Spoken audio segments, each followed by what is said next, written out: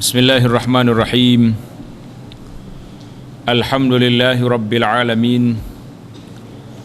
Wassalatu wassalamu ala rasulil amin. Nabiyyina Muhammad wa ala alihi wa sahbihi ajma'in. Allahumma 'allimna ma yanfa'una wa zakkirna ma nasina wanfa'na bima 'allamtana wa zidna ilma. Wala haula wala quwwata illa billahil aliyil azim. Kitab Riyadhus Salihin. Kitab kita yang nama dia Riyadhus Salihin, maknanya taman orang-orang yang saleh. Kitabul Fadail, babu fadli qiraatil Quran. Yang kita nak belajar ini nama dia kitab kelebihan-kelebihan. Al-Fadail jamak kepada fadilatun. Fadilah, fadail. Maknanya dalam kitab kita ni dia kumpul hadis-hadis tentang kelebihan. Al-Imam Nawawi memulakan kitab ini dengan babu fadli qiraatil Quran, bab beberapa kelebihan dan keutamaan membaca Al-Quran. Jadi insya-Allah taala mudah-mudahan dengan kita belajar, kita dengar hadis-hadis tentang kelebihan Quran ini akan menaik balik semangat kita untuk baca Quran. Lah ni semangat nak baca Quran kuat ke tak kuat? Sangat lemah. Kalau kita buat bintang 5 tu, biasa orang ni kalau dia tanya apa-apa, dia ada 5 bintang dia buat.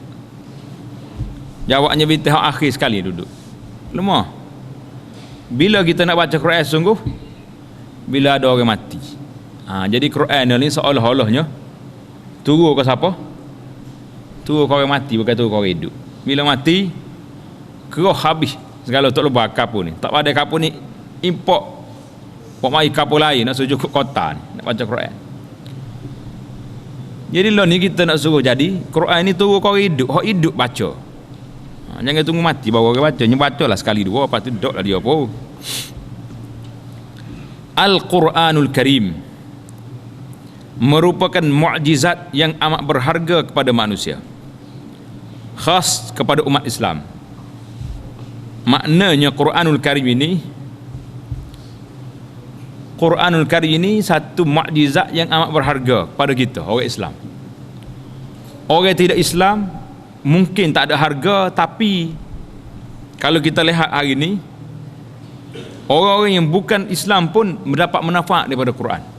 Apa manfaat? Bila dia kaji Quran, nak kaji ilmu sains, ilmu teknologi, dia kena klik tengok dalam Quran ada. Ini benda yang ajaib. Ajaib. Kita jangan tidur. Umat Islam hari ini tidur. Yang mengkaji khazanah-khazanah ilmu Islam ini dikaji oleh orang lain. Sama ada orang putih ke orang hitam ke tak kira. Yang pentingnya orang bukan Islam dapat manfaat daripada ilmu khazanah yang amat berharga yang ada dalam kitab. Kita orang Islamnya Quran ni jadi juga apa? Untuk orang mati. Itu ialah boleh kita. Tapi pasal tu apa siapa dia kata khas manfaat Quran ini kepada orang Islam, kerana orang Islam lah mendapat manfaat. Orang kafir tu sikit-sikit lah dia, tidak banyak mana. Mungkin dia tak percaya ke Quran nak banyak mana. Kerana Al-Quran itu boleh memberi manfaat kepada orang-orang yang dapat menguasainya. Quran ini dapat manfaat kepada orang yang menguasai dia. Sama ada di segi bacaan, hafalan serta mengamalkannya di dalam segenap lapangan kehidupan di dunia. Mana atas dunia apa kita guna Quran, manakala di akhirat kelak mereka akan mendapat ganjaran pahala yang besar daripada Allah Subhanahu wa taala dan mempunyai keistimewaan yang banyak di sisi makhluk lain di dunia lagi. Itu Quran. Kalau kita tengok Quran ini, Imam Nawawi dalam kitab dia ni, dia mula dengan kelebihan Al-Quran. Seolah-olah imam ni tahu di akhir zaman ini orang jauh dengan Quran. Kalau ada orang kata, dia kata macam mana nak baca Quran, orang Melayu ni tak suka membaca. Betulkah orang Melayu tak suka membaca? kita tidak nampak orang Melayu ni tak suka baca. Dia kata orang putih rajin baca, orang Melayu tak suka. Lah. Cuba tuan-tuan pergi di kedai-kedai buku hari ni. Banyak sekali buku-buku yang dicetak. Penerbit-penerbit buku, kalau kita masuk dalam blog Perpustakaan Negara Malaysia, dia ada katalog dia, nama-nama penerbit, berapa ratus penerbit buku di Malaysia. Macam-macam jenis. Itu tandanya orang kita baca. Dan kalau kita tengok pagi-pagi, coba duduk di kedai kopi waktu pagi. Orang Melayu baca apa? Surat khabar. Berapa jenis surat khabar dia kilik bawah tiap dia tu. Kalau kadang kita tengok hak kapur ni macam taraf profesor dia tu. Kilik surat khabar banyak. Hebat dia. Maknanya orang kita baca. Tapi hak dia tak bacanya gapo? Quran. Dak. Ni istilah. Hak tinggal bagi aslinya tinggal. Kita ambil bagi-bagi lain. Dia kutip benda lain. Benda hak pedas ngotinya tak kutip. Nasib kita lah. Nasib kita umat Melayu ni nyegi jadi orang tidak asli. Kau ada orang asli buat kita ni? Tidak orang asli lah. Kau ni tak? Dia kalau salah kata tuan orang asli, marah kita. Kau tak marah? Gocoh boleh jadi dah. Bila aku jadi orang asli, kita kira orang tiru jadi marah. Kalau kata kita orang asli, marah pula kita. Kau tak marah? Tak marah? Marah. Pas nak kata kalau kita tidak orang asli, orang apa kita? Dia dua ya benda ni, sama ada asli atau tiru. Maknanya kalau kita tidak asli, kita orang tiru jawab dia. Jadi kalau bagi tiru ni mana sabah lah dah. Di akhir zaman ni jadi lagu ni. Baiklah. Bila sebut tentang Quran, maka Nabi SAW telah diturunkan Al-Quran ini sebagai mukjizat yang nyata. Tuan-tuan kena tengok. Mukjizat orang lain habis dah tak ada dah. Mukjizat Nabi Musa berapa? 9 ayat, ada 9 tanda kehebatan Nabi Musa AS. Dia akak tangan dia nyala. Terkanyak Firaun tengok tangan nyala. Tukar sihir lepas ular. Lepas tali jadi ular. Musa lepas tokak dia pelpung. Tokak ngangun habis kalau ular orang celah dia habis. Nabi Isa boleh hidup orang mati. Tapi mana lagi mukjizat orang lain? Nabi-nabi alaihi wassalatu wassalam yang lain tak ada. Tapi mukjizat Al-Quran, mukjizat yang al-khalidah, dia panggil mukjizat yang kekal sampai hari kiamat, tak ada orang boleh cabar Quran. Nak ubah tak boleh, nak tambah pun tak boleh, nak kurang ke tak boleh. Makna Quran ni dia punya kekebalan dia copyright preserve betul. Tak ada siapa boleh kosek dia. Orang putih dia coba dah. Injil, Taurat, semua orang boleh pindah belakang. Kalau kita tengok kitab Injil saja, berapa jenis versi Injil ada. Taurat, berapa jenis Taurat ada. Quran ada. Dia try nak pindah-pindah Quran ni tak boleh. Maka orang putih dia mikir cara lain. Aku ada satu sistem lain yang sesuai dengan Quran. Nak pindah tak boleh, nak tambah tak boleh, nak kurang tak boleh. Pas dia buat apa mana? Satu sistem ni memang berjaya bagi dia. Dia cuba nak melumpuhkan Quran. Lah ni lumpuh tak lumpuh sekarang ni? Lumpuh. Baca Quran pun tak ramai orang baca. Undang-undang Quran pun tak ramai orang amal. Dia cuba nak melumpuhkan Quran melalui pengamalan. Stokor Quran tak boleh kosek. Hak dia boleh husitnya kepada dia, menjauhkan umat Islam ni daripada Quran dia. Masyhur cerita orang putih pegang Quran tangan. Pegang Quran dalam seminar, dalam muktamar antarabangsa, pokok Kristian dia pegang Quran. Dia akak Quran. Dia kata selagi mengonin kitab ni ada di tangan orang Islam, selama tu kita tak boleh hacur dia. Dia tahu. Pasal jenis tak saya beriman lagu mana. Itu Quranul Karim. Satu mukjizat yang Allah Taala beri kepada Nabi kita Muhammad sallallahu alaihi wasallam. Jadi kita kena baca lah. Kalau tidak mukjizat ni jadi ke orang lain. Orang lain boleh faedahnya, kita tak boleh faedah. Nah, itu di antara Al-Quranul Karim. Di antaranya kita dah sebut tentang apa yang telah dibuat oleh Sayyidina Osman radhiyallahu taala. Ingat lagi cerita Osman? Kena ingat, benda baru ya. Jadi Quran ini diturun ala sab'ati ahrufin diturun mengikut 7 lugah.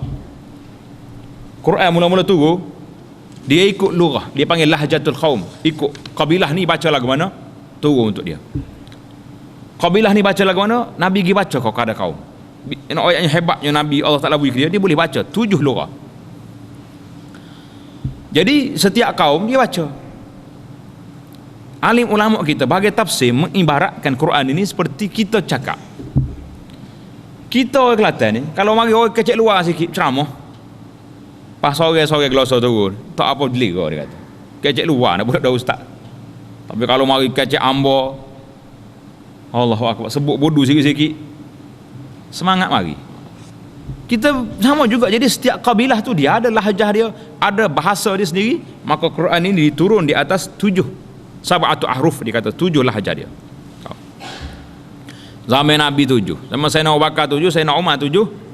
Bila mari zaman Sayyidina Uthman radhiyallahu taala anhu, pembukaan kota pemerintah Islam ni semakin luas, kau sehari kau luas. Yang menyebabkan setiap sahabat ni dia bawa Quran yang dia nak baca. Orang ni baca lahjah ni, sehinggalah Sayyidina Huzaifah bin Yaman radhiyallahu taala anhu hunggah balik daripada Amsar, daripada hujung dunia ni, balik jumpa Sayyidina Uthman. Dia kata, adrik hadhil ummata ya Uthman, ya Uthman, selamatkan umat ini, jangan biarkan mereka ini berpecah belah sebagaimana berpecahnya umat Yahudi dengan Nasara terhadap kitab mereka.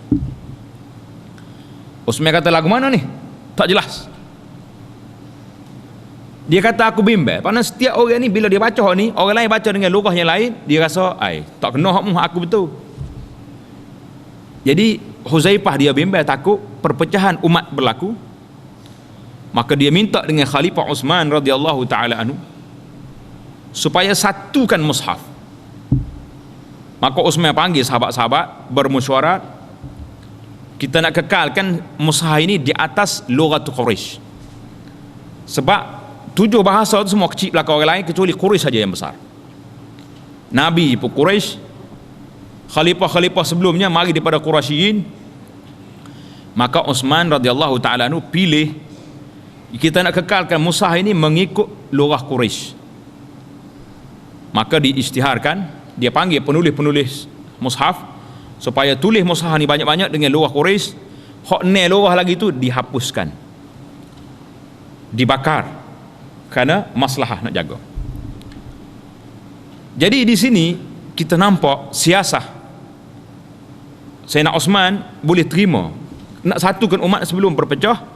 Maka jadilah Quran dipanggil resam Uthmani. Quran kita ni tulis resam Uthmani, maknanya ambil daripada Sayyidina Uthman yang satukan Quran. Quran ni dia di atas seluruh dunia, atas ke sana, atas ke sana sini, minta supaya semua amir-amir, gubernur-gubernur yang ada di seluruh dunia ni guna mushaf ini, hak lain-lain hapuskan.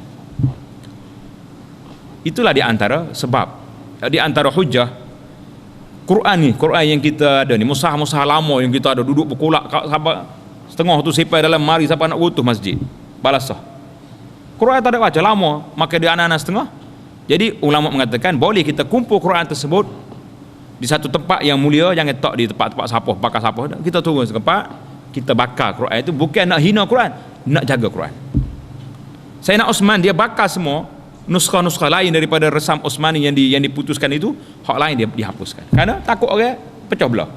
Jadi sama juga kalau Quran kita hari ni yang tak boleh nak guna dah, kalau duduk sipai situ pun tambah orang tak baca dah, hak comel pun tak baca, hak buruk lagi tak baca dia. Maka boleh kita bakar dengan niat bukan nak hina Quran, dengan niat kita nak jaga mushaf. Itu cerita Sayyidina Uthman radhiyallahu taala anhu. Jadi kenalah kita hari ni Quran dia panggil mushaf resam Uthmani. Jadi comel lah tu, itu sejarah Quran. La ilaha illallah. Jadi banyak lagi kita tengok. Kita masuk kepada hadis yang pertama dalam bab kita ni. Dalam bab fadail Quran ini ada berapa hadis?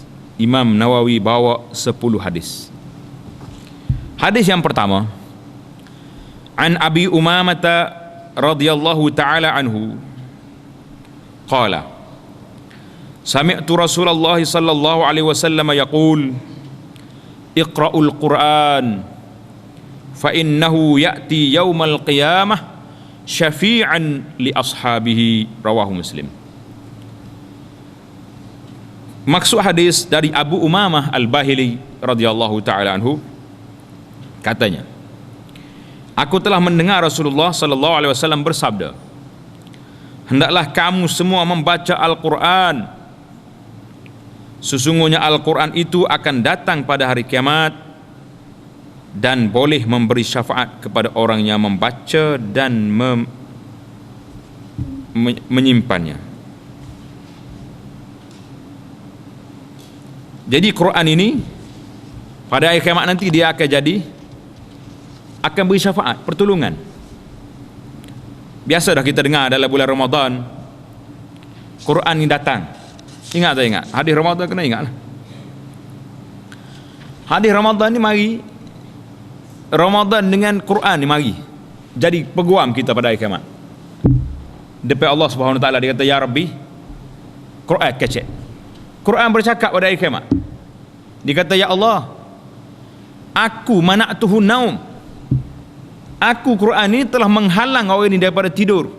Pasal bangun baca tahajud tengah malam, baca Quran. Oleh itu syafi'ni fih, aku jadi penolong dia pada hari ini, nak bantu dia. Bangun puasa pula, ya Allah, aku telah menghalangnya daripada makan dan minum pada tengah hari. Maka jadilah aku ni orang yang beri bantuan kepada orang ini. Quran boleh bercakap, puasa boleh bercakap. Lagu mana dia bercakap, tak usah duk tanya. Kerja Allah SWT ni macam-macam benda boleh buat. Kau tak boleh buat? Boleh. Dulu kita tengok orang yang bercakap. Lama-lama dulu berapa orang yang bercakap dah. Buruk tak bercakap, itik tak bercakap. Lo ni semua benda boleh kecek. Buruk bercakap, itik bercakap. Engkau boleh lagi tak bercakap. Kau tak aja tengok ayat bercakap, tak aja tengok. Tengok belakang ke rumah kita ada tu. Kau tak ada. Kata kau berapa tak kira, yang pentingnya cakap dah pokok tu. Ini semua hujah Allah Ta'ala nak ayat kepada kita. Makhluk lain boleh kecek lo ni. Kat hari kiamat Allah Ta'ala nak beri Quran bercakap, puasa bercakap, apa payah nak bagi kita, bagi Allah SWT tak ada benda yang payah. Allah Ta'ala yang menguasai segalanya. Jadi Nabi SAW beritahu kepada kita, iqra'ul Quran, bacalah Quran. Pengajaran hadis yang dapat kita ambil daripada hadis yang pertama ini, Islam sangat memandang mulia kepada orang yang alim dan pandai menguasai kandungan Al-Quran.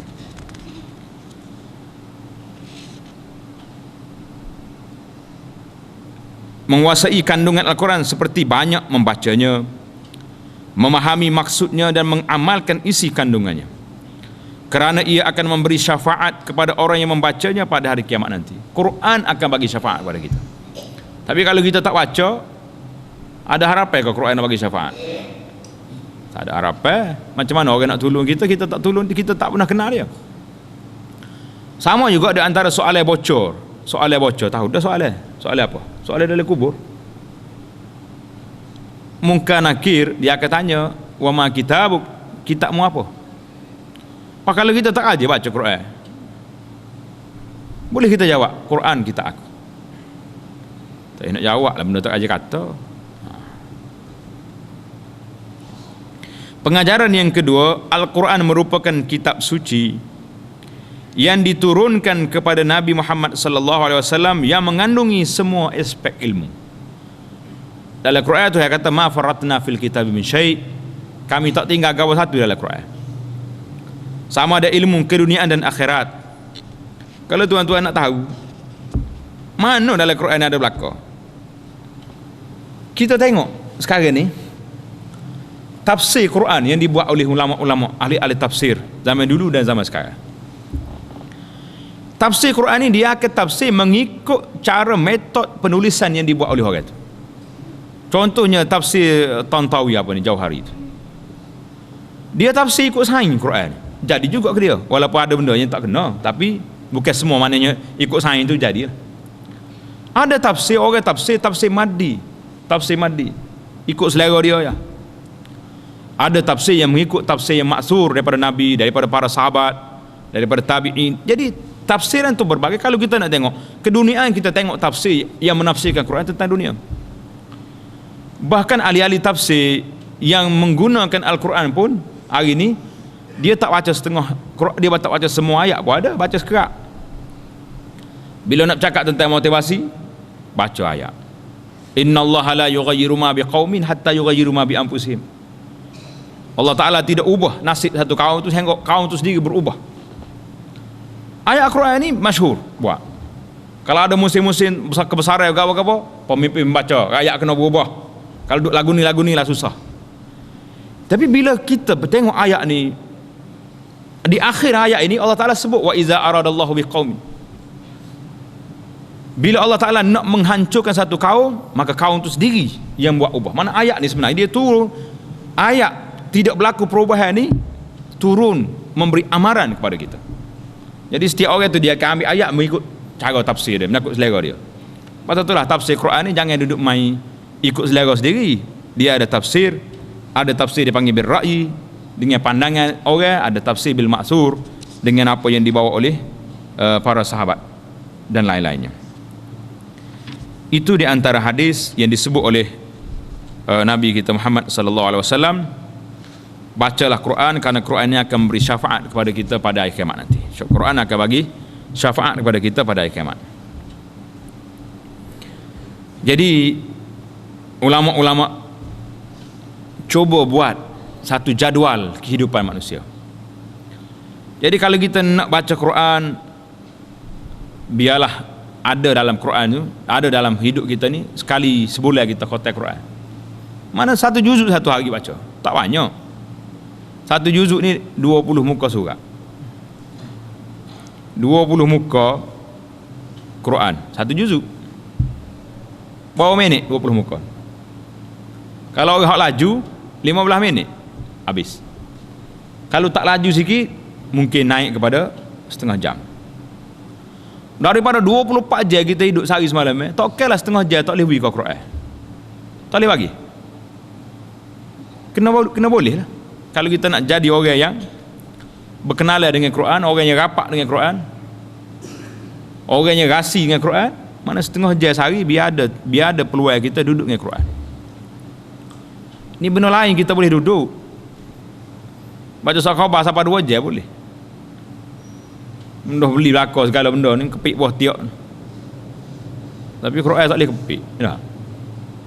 Ni payah kita ni. Quran akan beri syafaat kepada orang yang membacanya. Hadis yang kedua, wa 'anin Nawas ibni Sam'an radhiyallahu ta'ala anhu qala sami'tu Rasulullah sallallahu alaihi wasallam yaqul yu'ta yaumal qiyamati bil Qur'ani wa ahlihi walladzina kanu ya'maluna bihi fid dunya taqdumuhu suratul Baqarah wa Ali Imran tahtu hajjani an sahibihima. Rawahu Muslim. Maksud hadis daripada An-Nawas bin Sam'an, seorang sahabat nama dia An-Nawas bin Sam'an radhiyallahu ta'ala anhu, katanya, aku mendengar Rasulullah sallallahu alaihi wasallam bersabda, Al-Quran akan didatangkan pada hari kiamat nanti. Quran pada hari kiamat Tuhan bawa mari kepada orang-orang yang membacanya dan mengamalkannya di dunia. Quran mari, tengok ni adalah hadis, dia kata orang yang membacanya, kanu ya'maluna bihi, yang beramal dengan Quran. Manakala kita beli saja termasuk ke dalam rombongan ni? Orang beli Quran banyak, tak masuk. Nabi sedang alladzina kanu ya'maluna bihi, orang yang beramal dengan dia. Sama ada kita baca ataupun kita tafsir atau kita ikut hukum dia. Ini makna beramal. Kalau cakap beli, rumah saya ada 20 Quran. So apa 20? Kedai cetak Quran berapa juta ada? Di kilang Mujamak Malik Fahad tu, kalau tuan-tuan pergi ke Madinah, pergi melawat tengok kilang cetak Quran. Dia panggil Mujamak Malik Fahad. Kim Fahad Printing Complex di Madinah, free masuk. Bila kita masuk, dia akan tunjuk pada kita berapa juta setahun Raja Arab Saudi cetak Quran untuk dibagi secara percuma. Berbagai-bagai bahasa. Terjemahan dia seluruh bahasa ada. Cina ada, India ada, Tamil ada, berapa bahasa lagi ada. Thailand ada. Semua bahasa ada. Itu nak cerita. Tapi yang Nabi kita nak sini, ya'malu nabihi, orang yang beramal dengan Quran. Dengan didahului suratul Baqarah dan surah Ali Imran. Jadi Quran ni mari berjujuk mari, hok depan sekali Baqarah, lepas tu surah Ali Imran duk belakang dia. Lagu mana dia berjujuk, kita tunggu hari kiamat esoklah. Sesungguhnya kedua-dua surah ini akan menjadi bukti untuk keselamatan kepada orang-orang yang memilikinya serta mengamalkan segala isi kandungannya. Tuhajani an sahibihima, menjadi hujah kepada orang yang beramal dengan dia. Dua surah ni mari. Pengajaran hadis, orang yang suka membaca Quran semasa hidupnya akan mendapat syafaat pada hari kiamat nanti. Orang yang suka baca Quran semasa hidup dia akan mendapat syafaat di hari kiamat nanti. Jelas ke tak jelas pengajaran hadis ni? Orang yang baca Quran masa dia hidup, Quran akan jadi syafaat. Nabi tak kata mu kena tunggu mati biar orang baca Quran kamu. Hak tu sedekah pahala kau dia dah. Tapi hak ni orang yang beramal sendiri ni barulah Quran menjadi syafaat pada dia. Beza. Pengajaran yang kedua, dua surah dalam Al-Quran yang punya kelebihan yang besar serta dapat menjadi bukti dan saksi kepada orang yang mengamalkannya di dunia pada hari kiamat. Apa dua surah ini? Surah Al-Baqarah dan surah Ali Imran. Surah Al-Baqarah ni panjang, 2 juz setengah. Tapi kelebihan dia banyak. Saya ingat Nabi kita sebut, siapa dia baca surah Al-Baqarah ni dalam rumah dia tak masuk syaitan. Jin tak masuk. Jin kaca tak masuk. Jadi setengah orang ni bila boleh rumah baru ke berapa, sibuk cari tu bomo so mari tiup lah berapa. Tak ada. Dia tak baca. Surah Baqarah ni kena baca dalam rumah tu. Baru ada pagar pengawal dia. Kena pergi baca. Oleh itu hendaklah kita memberi galakan kepada anak-anak dan orang ramai supaya sentiasa membaca kedua-dua surah tersebut. Mana bukan surah tu sajalah, Quran semua sekali sebut Quran. Pasal itulah bila ramai orang duk sibuk nak cetak Yasin, nak cetak surah Yasin, kita kata tu surah Yasin, cetak Quran sebut itu. Quran itu semua kebaikan, Quran itu semua ada kelebihan dia. Apa cetak sekarang? Jadi menyebabkan orang tak baca surah lain. Kalau kita dah lihat tu je, betul di rumah dia tak ada orang lain tu kak, pakai surah yang situ.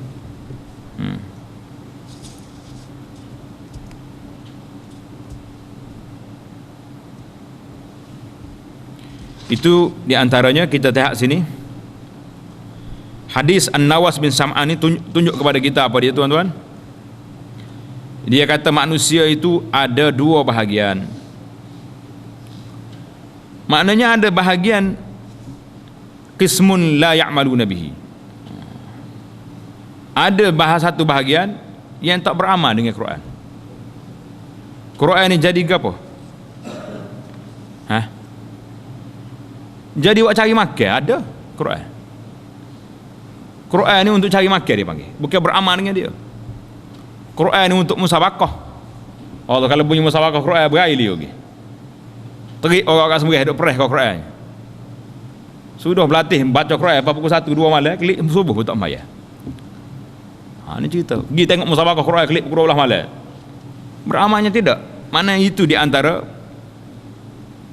ada manusia yang beramal dengan Quran. Karena itulah kita tengok Nabi SAW bagi tahu dalam hadis, Al-Quran hujjatun lak aw alaik. Quran ini jadi hujah kepada kita ataupun ke atas kita. Mana kalau kita enggak baca Quran dan beramal, jadi hujah kita. Tapi kalau kita baca Quran tak beramal, Quran ni orang panggil buat cari makan, buat musabaqah je, ini jadi hujah, menjadi hujah ke atas kita bahawa orang ni main ke Quran, pegang Quran tilik untuk tobik orang semua, tapi beramal dengan isi kandungannya tidak. Ini bahaya. Hadis yang ketiga, wa an Utsman ibn Affan radhiyallahu ta'ala anhu qala Qala Rasulullah sallallahu alaihi wasallam, khairukum man ta'allama al-Qur'ana wa 'allamahu. Dengar Nabi kata apa? Khairukum man ta'allama al-Qur'ana wa 'allamahu. Rawahul Bukhari. Hadis An-Nawas bin Sam'an tadi rawahu Muslim. Hadis Abi Umamah tadi pun riwayat Muslim juga. Maksud hadis ini daripada Utsman bin Affan radhiyallahu taala anhu. Kita selalu dengar di antara kata-kata hikmat, mutiara kata Sayyidina Utsman radhiyallahu taala anhu, dia kata apa? Dia kata apa? Dia kata kalau hati itu bersih, kalau orang itu hati bersih, dia tak boleh duduk tanpa Al-Quran. Dia kena duduk.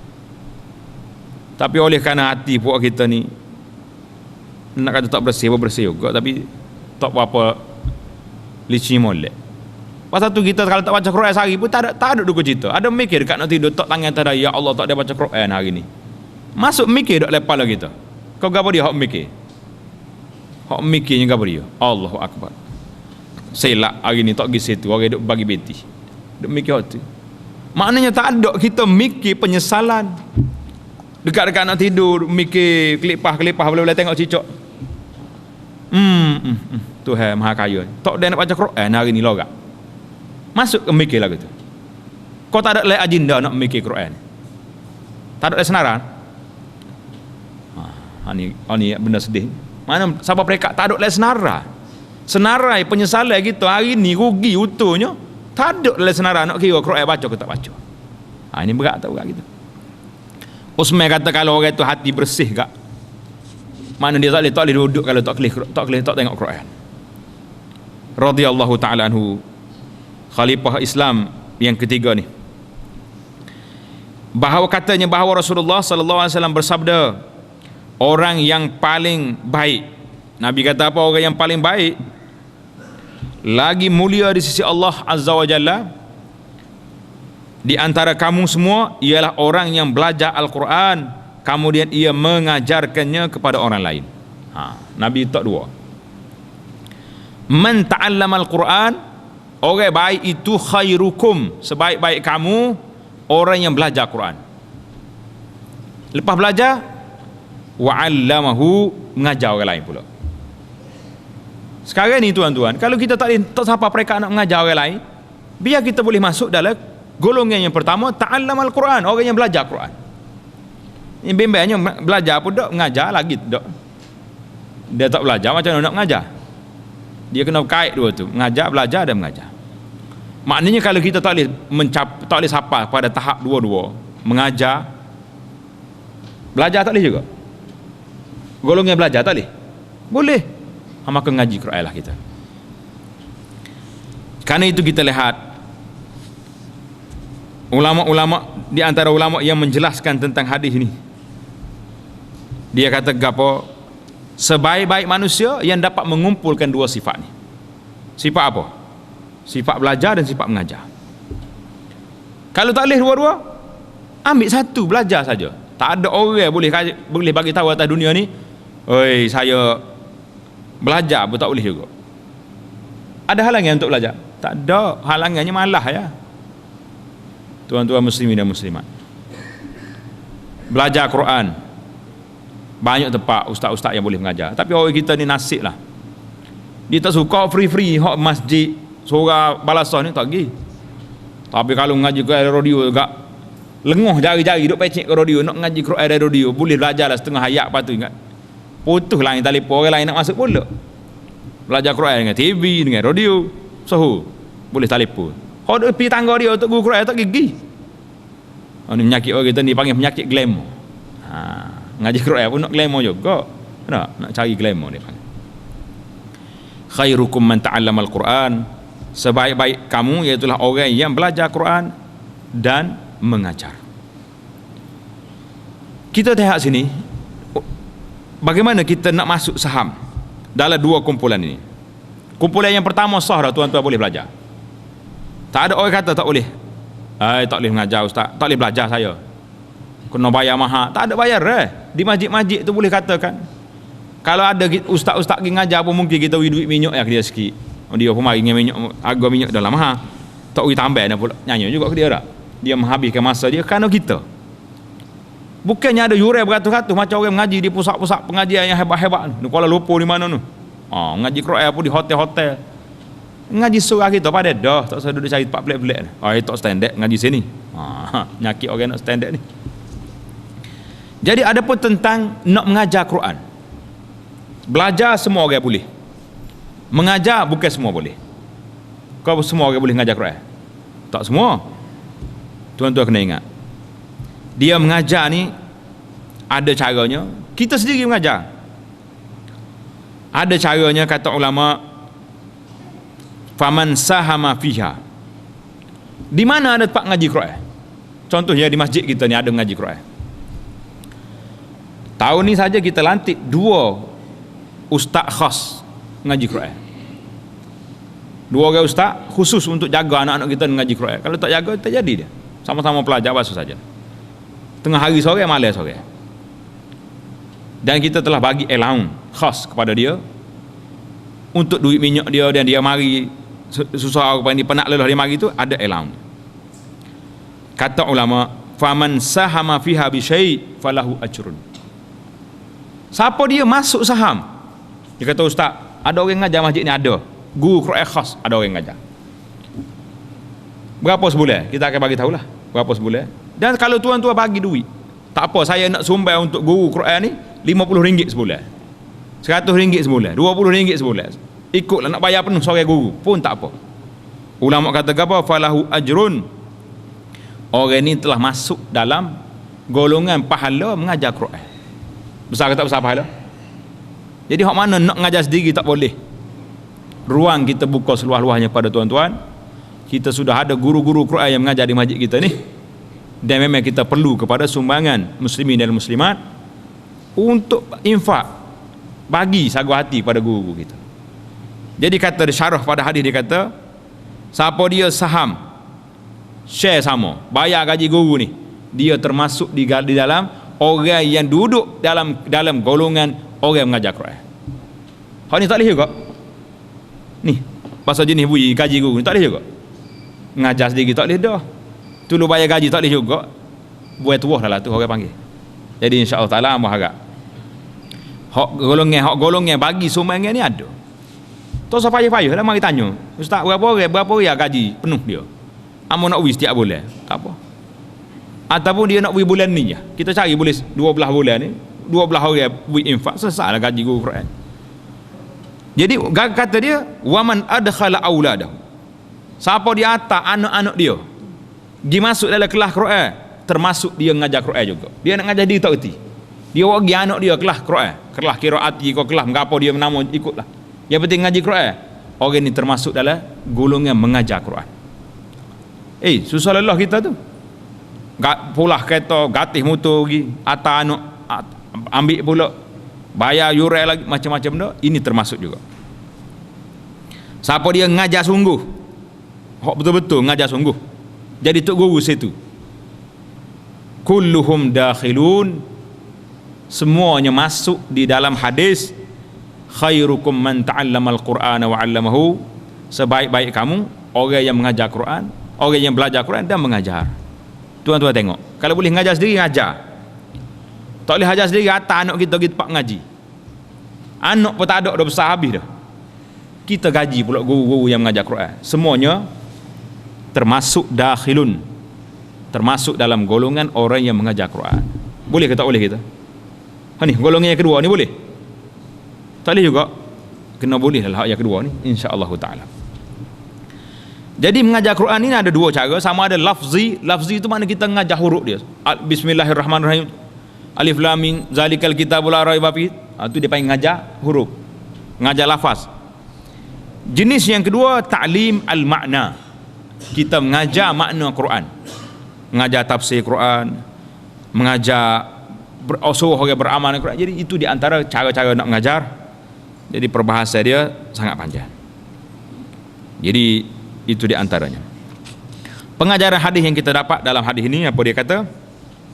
Orang Islam yang paling mulia dan tinggi darjatnya di sisi Allah Subhanahu wa taala ialah mereka yang mempelajari Al-Quran dengan sebaik-baiknya. Kemudian mereka mengajar pula kepada orang lain. Jadi ambil. Kalau tak boleh mengajar, apa kita nak buat? Tak boleh belajar, kita sumbang, biar orang lain boleh mengajar Quran. Yang kedua, beramal dengan isi kandungan Al-Quran dengan sepenuhnya, meliputi hukum-hukum, kemudian memuliakannya dengan niat ikhlas, kerana Allah Subhanahu Wa Taala akan mendapat ganjaran pahala di akhirat kelak. Besarlah pahala. Hadis yang keempat, wa an Aisyah radhiyallahu taala anha qalat, qala Rasulullah sallallahu alaihi wasallam, alladzina yaqra'ul Qur'an wa huwa mahirun bihi ma'as safaratil kiramil bararah, walladzi yaqra'ul Qur'an wa yatata'u fihi. Tengok bahasa Arab, cara sebut tadi yatata'u fihi, mana payah nak sebut, aja terus sebut nak tahu. Yatata'u, hak tak aja kata ni belipak lidah kat lah nak kata ni, terus kata yatata'u, payah sikit nak kata. Wa huwa alaihi syaqq lahu ajran. Hadis muttafaqun alaih. Makna dia apa? Daripada Aisyah radhiyallahu taala anha katanya, bahawa Rasulullah sallallahu alaihi wasallam bersabda, orang-orang yang boleh membaca Quran dengan lancar. Orang yang pandai baca Quran lajar. Sejuh tu 10 minit, 15 minit. Dan tajwid yang betul. Tajwid yang betul, baca tajwid. Setengah orang ni dia tanya, lagu mana kat ngaji tajwid ni wajib ke sunat? Tajwid ni iaitulah nak memperelokkan bacaan. Yang penting dalam baca Al-Quran ni jangan salah huruf. Ha jangan sebut ha, makna lain tu. Hak bagi atas jangan sebut bagi bawah. Itu yang penting sekali. Kemudian darjat yang sempurnanya tajwid lah. Dengan dengunya, dengan idghamnya, dengan apa tu, itu dia panggil tahsin. Nak memperelokkan bacaan. Tapi asas bacaannya, jadi setengah orang tu baca Quran dia atau dia tak erti tajwid. Bukan syarat baca Quran ni kena tajwid dulu. Yang pentingnya tajwid itu dia panggil tahsin al-qiraah, nak comel bacaan tajwid. Hak penting sekalinya kena huruf dia. Jangan tukar huruf. Ain dengan re jangan tukar, dia jadi makna lain. Bagi atas bagi bawah jangan tukar, penting. Ada setengah ayat ni kalau kita tukar bagi atas dengan bagi bawah, dia beri makna dia lari 100%, lari 100%. Ni ramai penceramah-penceramah kita ni salah ayat ni. Innama yakhshallaha min ibadihil ulama'u. Tengok, kalau dia tukar innama yakhshallahu min ibadihil ulama', lari makna 100%. Kalau baca bagi atas innama yakhshallaha, sesungguhnya orang yang takut akan Allah, min ibadihi, dari kalangan hambanya, al ulama'u, iaitulah orang-orang yang alim. Ulama takut Tuhan. Tapi kalau kita gitu baca bagi atas bagi depan jadi kono, innama yakhshallahu, Tuhan tu takut kepada ulama. Terbalik tak terbalik? 100 darjah lagi. Jadi pasal tu dia syarat nak baca mesti jelas makna bagi atas bagi bawah bagi depan tu kena perhati. Dan huruf dia jangan tukar. Adapun tajwid itu kesempurnaan. Bukan syarat ngaji tajwid dulu baru baca Quran, tak. Baca Quran dulu. Yang pentingnya kena huruf dengan baris tu tak lari. Jadi Nabi kata apa saat ni? Orang yang baca Quran dengan lancar dan tajwid yang betul, mereka bersama dengan para malaikat yang merupakan utusan Allah dan yang mereka sentiasa berbakti dan patuh kepadanya. Ma'al kiramil bararah. Orang yang boleh baca Quran dengan lancar dengan betul, orang ni bersama dengan malaikat yang mulia sekali dengan malaikat. Hebat tak hebat dia? Hebatlah. Baik. Dan orang sebaliknya, bagi orang yang boleh membaca Quran tetapi tidak lancar, ya tak ni orang panggil baca merakok lah ni. Baca kokak. Kalau bahasa Kelantan kata kokak lah. Mana nak baca tu kok nak boleh sebut huruf tak mudah, perlu hujah. Dan tajwidnya pula kurang baik, akan memperoleh 2 pahala. Bukan tak boleh pahala. 2 pahala boleh. Sebab apa? Pahala baca Quran sekali, pahala dia tak pahala dia duk mengakak tu sekali lagi boleh. Jangan kata hamba tak boleh baca Quran ustaz, ngakak. Orang mengakak baca Quran boleh berapa pahala? 2 pahala. Pahala baca Quran, pahala susah. Orang lain habis 15 minit 1 juzuk, dia gomo sejak baru siapa. Tak boleh pahala kan? Boleh pahala banyak. Nabi royak kepada isteri dia, ajruki ala qadri nasabi. Pahala kerjamu tu mengikut kadar kesusahanmu. Mana kalau orang baca laju ni hebatlah dianya. Sekali dengan malaikat. Orang baca cara letih ni sejam baru habis, 1 jam baru habis 1 juzuk. Apa jadi? Boleh 2 pahala. Pahala letih sekali. Ala qadri nasabik. Kan Nabi kata, mengikut kadar kesusahanmu. Tokailah orang baca 15 minit sama dengan baca sejam. Sejam dia beribadat kepada Allah Taala. Tapi dari segi huruf Quran itu sama dengan orang baca hak laju tadi. Jadi sebab kita nak ikut kata baru lah. Kalau kereta laju dia pergi 40 minit. Kalau kereta tua gogek ni, dia tak tengah jalan ni, hidup dengan nak mampu lebih kurang. Siapa lah 2 jam baru sampai kata baru. Siapa juga. Maknanya gitu dia. Bandingannya baca Quran ni kena lagu tu. Jangan buat halangan. Tak boleh baca Quran sebab tak kena tajwid. Lah, bukan halangan tuan-tuan. Nabi bagi 2 pahala kepada orang lagu tu. Besar pahala 2 ni. Kau tak besar. Ini kelebihan dia. Orang pengajaran hadis, orang yang boleh baca Quran dengan lancar, dengan tajwid yang betul, sama taraf dengan para malaikat. Hebat. Dan mereka juga akan duduk bersama malaikat di akhirat kelak. Yang kedua, orang yang boleh membaca Quran tetapi tidak lancar dan tajwidnya kurang baik akan memperolehi 2 kali ganda. Tak saya baca lagi. Kena baca dah lah. 2 pahala boleh. Pahala letih sekali. Pahala baca Quran itu sekali. Ya tak dia panggil. Sedap bahasa Arab tak? Dia ikut bunyi-bunyi. Kalau kita mengaji ilmu aswat dia panggil. Ilmu suara. Pasal apa kata lagu ni ikut bahasa Arab. Memang dia klik ke suara. Bunyi air lagu ni, bunyi ada macam-macam. Arab ni jangan main, bahasa dia cukup indah. Yang kita tak serap indah ni pasal kita tak masuk dalam bahasa Arab. Kita tak main bahasa kita. Serap tak manis. Serap tidak manis. Supaya orang tak aja makan benda sedap. Kalau kita banyak sedap kau ni, tak sedap berapa lah gitu. Curi dia terang sekali. Baru dia tahu. Kerana orang yang boleh membaca Quran tetapi tidak lancar dan tajwidnya kurang baik akan memperoleh 2 kali ganda pahala. Yang pertama kerana membaca Quran serta usaha untuk melatih dan membetulkan lidahnya. Jadi bagi kita lah, orang-orang kita yang sudah ada peluang Allah Ta'ala beri pada kita ni, ramai dah jemaah kita ni.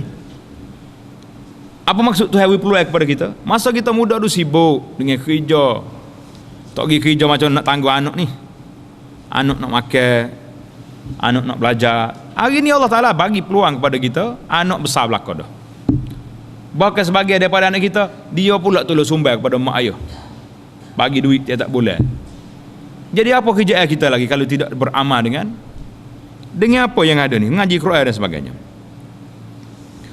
Wa an Abi Musa al-Ash'ari radhiyallahu ta'ala anhu qala Rasulullah sallallahu alaihi wasallam mathalul mu'minil ladzi yaqra'ul Qur'an mathalul utrujjah rihuha tayyibun wa ta'muha tayyib wa mathalul mu'min alladzi la yaqra'ul Qur'an kamathalit tamrah la riha laha wa ta'muha hulwun wa mathalul munafiq alladzi yaqra'ul Qur'an mithlur raihanah rihuha tayyibun wa ta'muha murrun wa mathalul munafiq alladzi yaqra'ul Qur'an la yaqra'ul Qur'an kamathalil hanzalah laisa laha rihun wa ta'muha murrun. Muttafaqun alaih.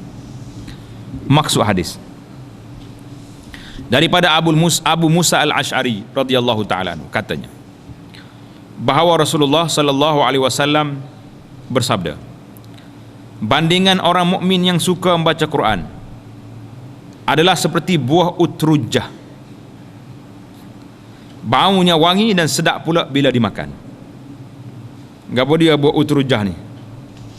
Tak ada sini buah negeri Arab. Utrujah ni comel buah dia. Baunya sedap, makan pun sedap. Ini dipanggil buahnya. Buah hok bau sedap. Kalau kita nak banding sini kat buah gapo dia ni, bau sedap ni. Buah durian lah kali dia. Durian tak boleh banding dengan durian. Durian bau durian bau busuk. Sedap juga. Dah. Mahal pula tu lah ni. Berapa sekilonya yang jual dia. Sekali dengan duri-duri pula jual. Kalau jual isi saja boleh kira. Maknanya Nabi kita banding orang mukmin baca Quran seperti utrujah. Bau sedap, makan pun sedap. Manakala orang mukmin yang tidak suka baca Quran seperti buah kurma. Buah kurma ni sedap. Yang tidak mempunyai bau tetapi rasanya manis. Asalkan dia orang beriman tak baca Quran pun baik dah dia nak banding orang kafir tu. Tapi baik pun tak ada bau tak bau. Ni buat buka puasa demo gitu ya. Tidak buah tamak ni orang kita Melayu cara buka puasa Tidak jadi makanan asasi. Buka puasa pun nampak letih. Setengah pokcik kita royak buka buah tamak dulu. Hei nak habis butir tonye makan. Tidak nonye. Nak habis butir. Sedangkan buah tamak ni mempunyai kelebihan yang begitu besar untuk orang buka puasa. Nabi kita suruh makan buah tamak dulu. Sama juga dengan anak kita hak baru dilahirkan tu. Dia panggil tahnik tu, kita kena pecek buah tamak tu masuk dalam mulut dia. Biarnya rasa manis tu. Penting. Tapi orang kita tak jadi makanan. Tapi Arab memang makanan dia. Sebab tu buah tamak di antara benda yang kena keluar zakat. Dia boleh buat zakat fitrah. Sekatai buah tamak ni boleh buat zakat fitrah. Jangan buat zakat fitrah. Jangan, tapi tak apa-apa lah kita nya. Mungkin mahal buah tamak ni. Kena ajwah ke 120 kilo. Kena fitrah 300 riyal jawab dia. Baik. Tak ada bau Sedangkan orang munafik, ni kita takut ni. Orang munafik yang suka membaca Quran pula seperti minyak wangi yang sedap baunya tetapi rasanya pahit. Minyak wangi hok kita pakar ni, hok kita sembuh kau pakar ni, sedap bau. Aja tek lidah nak tahu.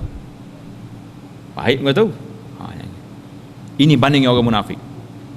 Orang munafik ni baca Quran, dia baca, tapi untuk apa? Untuk belagu, untuk tandingan, beramal tak percaya mana Quran. Kalau orang pakar undang-undang Quran ni, mula tu orang putih dulu kita kena pakar. Itu dia panggil munafik. Bau sedap pasal duk baca Quran tapi rasa dia pahit. Manakala orang munafik yang tidak suka membaca Quran sama seperti rumput hanzalah. Nama hanzalah nama rumput yang tidak ada bau dan tak ada rasanya pahit. Jadi dia lah yang munafik. Quran pun tak baca juga, tak jadi apa. Hadis ini riwayat Bukhari dan Muslim. Pengajaran hadis. Orang Islam yang banyak yang membaca Quran dengan baik dan bertakwa mempunyai kedudukan yang paling tinggi di sisi Allah Subhanahu Wa Taala dan manusia. Ambillah tuan-tuan pakat yang besar ni. Ambillah. Maknanya orang mukmin yang baca Quran kedudukannya tinggi. Baunya harum, makan apa sedap. Comel kata. Orang Islam yang tidak baca Quran dipandang mulia dan baik oleh Allah Subhanahu Wa Taala sebab dia mukmin. Dan dipandang baik oleh manusia tetapi tidak mendapat keistimewaan tertentu. Orang tahu dia baik tapi tak nampak kebaikan dia itu, tak dapat dihidu bang. Kena pergi makan dulu baru tahu baik dia ni. Sedap. Buah tamak ni kalau hidu tak bau dia. Allah Ta'ala beri kelebihan. Ajwah 100 riyal sekilo tu tak bau juga. Sebaliknya orang munafik yang baca Quran dipandang mulia di segi zahir sahaja. Orang zahir orang hormatlah dia. Nombor satu ni musabaqah ni. Contohlah, bukan kita tak kata ke benar musabaqah. Maknanya baca Quran munafik. Quran ni dibaca dengan tujuan tertentu. Nak buat menega, nak buat apa-apa hal-hal keduniaan. Kita jangan jadi Quran ni kita baca kerana nak benda, jangan tuan-tuan. Jadi macam orang munafikin ni baca Quran tapi Quran tak masuk. Sebagaimana dalam hadis Khawarij Nabi kita kata yaqra'unal Quran la tajawuzu hanajirahum. Baca Quran tapi Quran tak lebih pada halqum, sekat tu ya Quran tak masuk dalam hati. Jangan kata orang baca Quran orang baik belaka, jangan lagi. Pasal Nabi kita sebut golongan khawarij baca Quran tapi Quran tak melintasi halkum dia. Baca sekat mulut ya kita. Wak sedap telinga orang panggil. Orang munafik yang baca Quran dipandang mulia di segi zahirnya sahaja, tetapi sedangkan batinnya tidak mulia oleh Allah Subhanahu Wa Taala dan makhluk yang lain. Sebenarnya tak ada kemuliaan apa-apa dia. Yang keempat, orang munafik yang langsung tidak pernah membaca Quran akan dipandang hina oleh Allah, juga dipandang hina oleh makhluk di dunia lagi. Itu cerita tentang kedudukan orang baca Quran ni. Nabi kita buat bandingan. Nabi kita ni suka, sallallahu alaihi wasallam, dia suka bandingan. Nabi kita suka bandingan. Jadi di antara bandingan yang kita tengok sini, bandingan tentang orang mukmin yang baik. Di antara bandingan lain yang Nabi kita buat, Nabi kata apa? Masalul jalisis salih kamathali hamilil miski.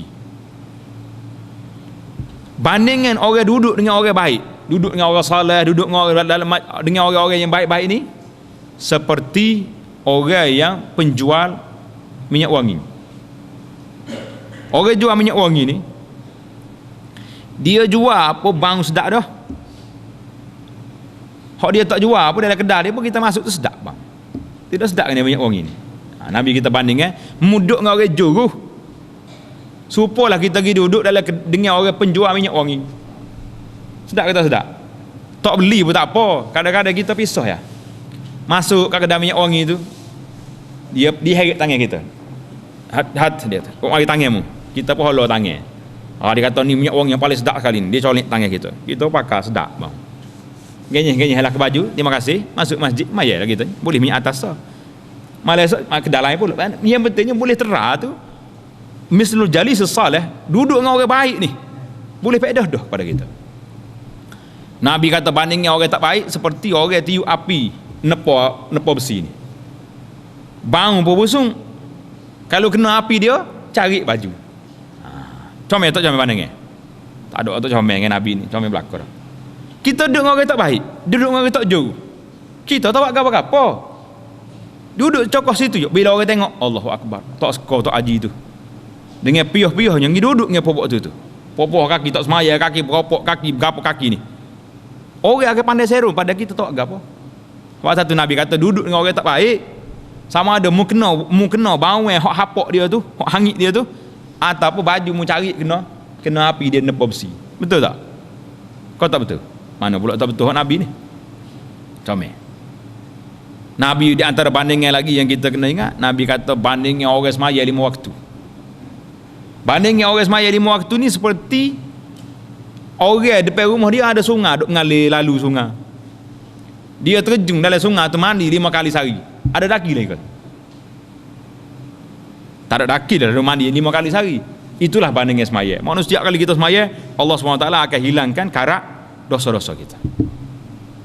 Ini masal. Jadi Nabi kita sallallahu alaihi wasallam dia suka buat bandingan-bandingan gini, kerana dengan bandingan ni manusia mudah faham. Dengan cara buat bandingan, masal dia panggil ni, kita dapat faham mudah. Indahnya Islam itu kalau kita lihat bandingan yang dibuat oleh Nabi kita Muhammad sallallahu alaihi wasallam itu cukup cantik. Jadi insya-Allah taala kita akan sambung dalam perbincangan kita nanti dalam bab kelebihan membaca Quran ini.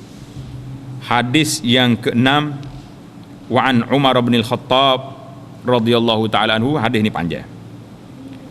Inna Allah yarfa'u bihadzal kitabi aqwaman wa yadh'u bihi akharin. Allah taala angkat dengan Quran ini beberapa kaum, dengan Quran ini juga Tuhan jatuh orang. Jadi insya-Allah taala kita tengok nanti siapakah golongan orang yang Allah taala angkat darjat dia dengan sebab Quran, dan siapakah golongan orang yang dijatuhkan dengan sebab Quran. Mana orang beramal dengan Quran tu angkat darjat. Orang yang hina Quran apa jadi? Dia akan jatuh sendiri. Tak usah bimbang tuan-tuan. Hari ni kita lihat banyak gerakan-gerakan. Ya, kalau di Malaysia ni dia panggil NGO. NGO ni payah nak sebut sebenarnya. Kalau sebut popok enggar baru senang. NGO tidak enggar kan kalau baca. Popok enggar ni hak tak baik lah, hak NGO baik ramah. Duduk tentang ni, tentang Quran ni. Macam mana Quran beza di antara laki-laki perempuan. macam mana Quran ni tidak adil, bersikap tak adil, diskriminasi pada wanita, wifsaka tak sama ramai, tak sama banyak. Jadi insya-Allah taala kita akan sambung cerita pokok ni dalam kuliah kita yang akan datang insya-Allah taala. Subhanakallahumma bihamdika asyhadu an la ilaha illa anta astaghfiruka wa atubu ilaik. Subhanakallahumma bihamdika asyhadu an la ilaha illa anta astaghfiruka wa atubu ilaik. Wa sallallahu wa sallam wa barak ala Muhammad wa ala alihi wa sahbihi ajma'in walhamdulillahi rabbil alamin.